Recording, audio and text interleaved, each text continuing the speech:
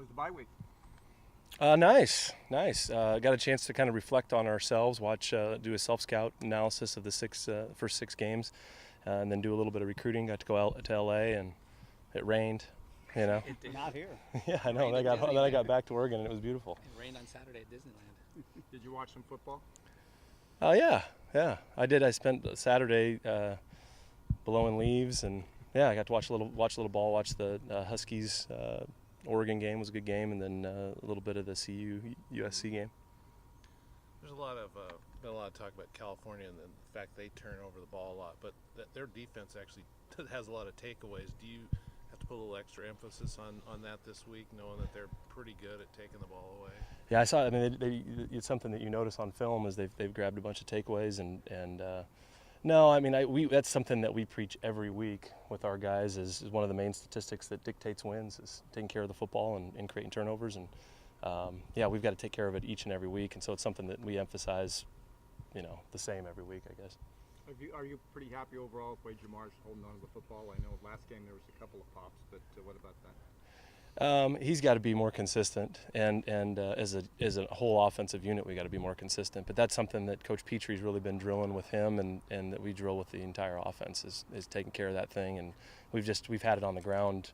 We've been fortunate not to lose as many, as we put on the ground. So we've got to do a better job taking care of it. Coach, in the 6 weeks you said you self-scouted. So what were the things you say you threw 6 games you're pleased with, and other areas you're hoping to be better? Yeah, I mean, a lot of areas we're hoping to be better, more than happy with. I think that there has been some positive things. I feel like we've run the ball and done some nice things in the run game, and some of the young freshmen have emerged.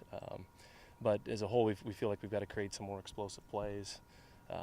We've got to be a little bit better in the red zone and on third down in some of those key situations. But there were some good things and some definite things that it was good to take a look at ourselves and make some adjustments that I'll kind of keep to myself here. But as we move forward through the last 6. What about sacks taken?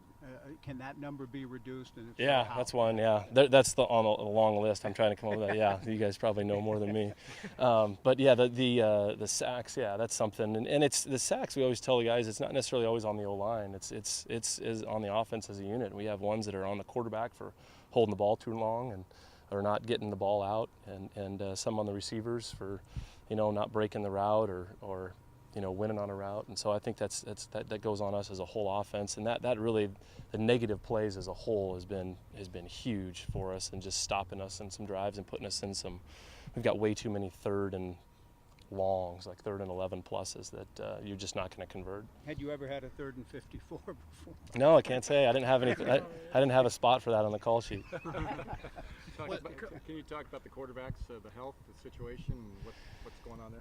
Yeah, I mean those guys, Connor and Jake are a little banged up, but they're both practicing, and we'll see. I mean, it's just we're kind of, Tuesday, Wednesday, Thursday, we're just kind of feeling out what they can do and how healthy each of them will be for Saturday, and that's kind of all I'll say on that. But they're both practicing on a limited basis right now. Coach, you guys have been so successful on 4th down. What's that?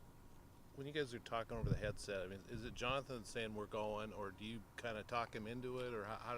Because you've been going a lot on 4th. No, it's the head guy. He was an offensive coordinator a year ago, so But I think it's good. I think he's taken the approach that he wants to be aggressive, and on 3rd down, sometimes if we feel like we can get it, to 4th and a shorter distance, then he's been pretty aggressive, particularly as we get across the 50-yard line. So most of that's coming from him then. Yeah, he's given me a heads up sometimes, on the headset as we're, but before I'm calling the 3rd down play. You potentially have 2 plays in certain situations, and yeah, he's done it quite a bit this year, which it's been awesome. Coach, can you just kind of talk about what Cal's defense has been able to do under Tim DeRuyter and how they're kind of, it looks like they're settling into their 2nd season now under Chelsea? Yeah, very, very impressive, and I feel like they've improved a lot from last year. I feel like the guys that are playing for them have a real handle of what they're trying to do schematically, and I feel like they're really sound. I don't think they give up very many big plays. They create turnovers. They haven't given up a lot of points. I don't know what they the ranking is or whatnot in the Pac-12, but not a lot of people have put up very many points against them. So it's going to be a challenge. It's going to challenge for us for You sure. spent a couple, many years in this conference. Jonathan talked about it yesterday, saying that when Wilcox came in, the first thing you noticed was Cal was playing defense really, really well. Are you surprised they were able to find defensive success so quickly? Not at all. Not at all. I have a lot of respect for Justin as a defense coach and head coach. He's always done a nice job, and every time I've ever gone against him, it's always been a battle, and he does a really nice job. So it doesn't surprise me at all that they're doing well defensively. How do You you guys get started the year kind of with that quarterback by committee a little bit. Jake got banged up. Connor became a little bit of the mainstay, as Coach put it at the end of last week.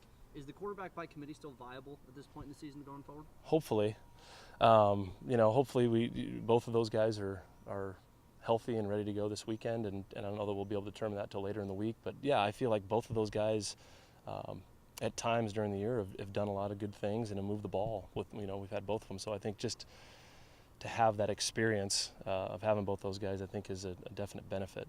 With the for injuries, us. do you worry about it being about there almost being a lack of consistency, wanting to kind of have that committee, but keeping a guy in, then injuries come in, and it puts it in flux? Yeah, a little bit? I think the last maybe it's been 3 weeks or 3 or 4 weeks when with Connor, felt like he's gotten a little bit comfortable in there, and he's taken a majority of the snaps, and I think it's always good when you can get a guy that's just in there and he's playing, he's getting into the rhythm of the game. But I also think it's good to have multiple guys that have that experience that Jake has, to where if one of those guys gets banged up and or you're struggling, we can get in and get a guy in there and maybe create a spark or jumpstart us. Health aside, do you think Connor's done enough to kind of warrant being the starter in weeks to come?